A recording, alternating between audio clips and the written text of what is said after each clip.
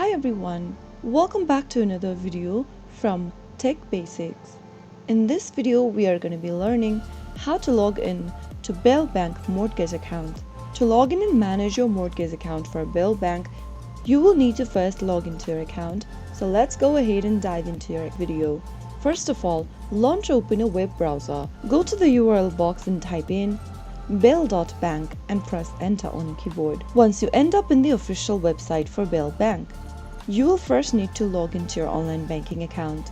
Click on login at the top right hand corner and select your online banking account's type from the top of the screen.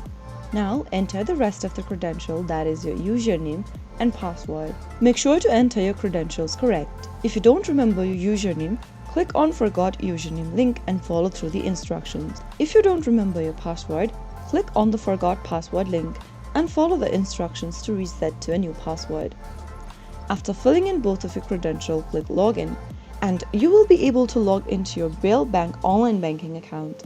After logging into your online banking, click on the Mortgage tab, which should appear on your home page, and you will then be able to access your mortgage account.